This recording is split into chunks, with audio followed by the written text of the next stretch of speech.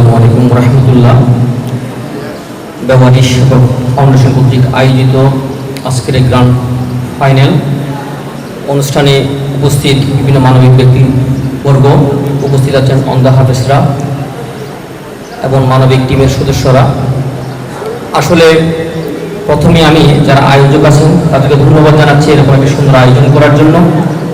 সাথে সাথে ধন্যবাদ জানাচ্ছি যারা এই অনুষ্ঠানে এসেছেন এবং যারা মিডিয়া ব্যক্তিত্ব এসেছেন।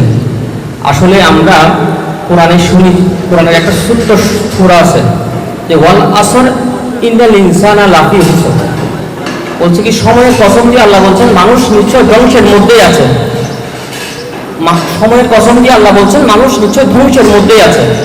এটা আমরা এই যে আমাদের যে আয়োজন, এত ভালো একটা আয়োজন মিডিয়া কয়টা দেখেন, আর ও ড্যান্স যেখানে হয়, যেখানে কনসার্ট হয়, সেখানে মিডিয়া ভরে যায়।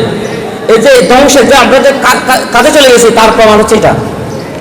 আজকে যদি এখানে যে ড্যান্সের আয়োজন হতো এলাকার মানুষের ভর্তি হয়ে যেত।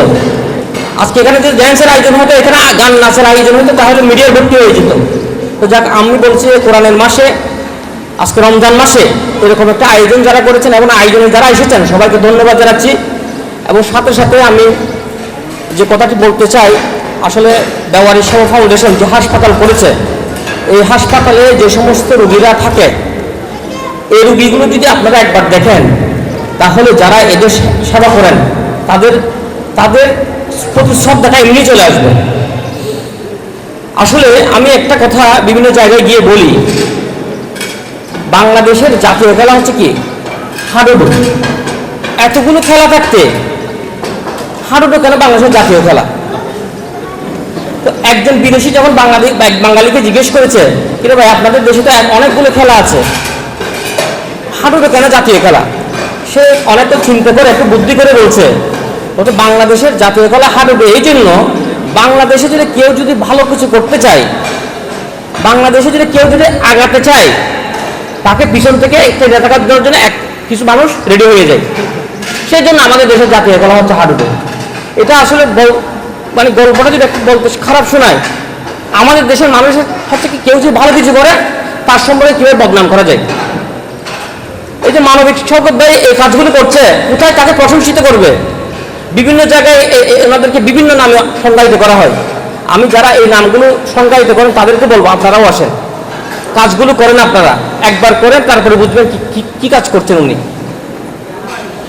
সর্বশেষে আমি যে কথাটি বলবো, পটিয়া তথা সারা বাংলাদেশে যে কোনো জায়গায় যদি চিকিৎসার জন্য যদি কেউ যদি কোনো সমস্যার সম্মুখীন হন, এখানে অনেক মানবিক লোকজন আসছেন, আপনাদের কাছে বিভিন্ন জন যায়, অপারেশন করতে পারছে না, ভর্তি করতে পারছে না, চিকিৎসা করাতে পারছে না, কোনো চিন্তা না করে পটিয়া জেনারেল হাসপাতালে পাঠিয়ে দিবেন।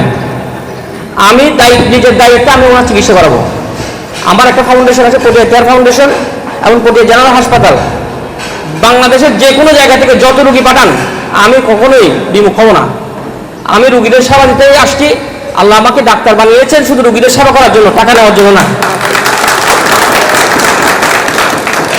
আমি বাংলাদেশের যে কোনো স্থান থেকে যে সমস্ত রুগী, যে কোনো রুগী, আমি এই রমজান মাস ব্যাপী খতনা যেটা আমাদের নজিরের সুন্নত, আমি পুরো রমজান মাসে যারা এই 3 বাচ্চা আছেন তাদের জন্য ফ্রি খতনা করে দিয়েছি। যেখান থেকে আসুক আমি খতনা করে দিচ্ছি। আপনাদের এরকম যদি খতনা যদি কেউ করতে না পারে, টাকার জন্য বলছে মুসলমানি করতে পারছে না, আমার এখানে পাঠিয়ে দিবেন, আমি করে দিব। মানবিক শওকতের সাথে যোগাযোগ করলে হবে, যে কারোর মাধ্যমে আমার কাছে পাঠিয়ে দিলে আমি করে দিব। যাই হোক, আমি আমার বক্তব্য দীর্ঘায়িত করছি না।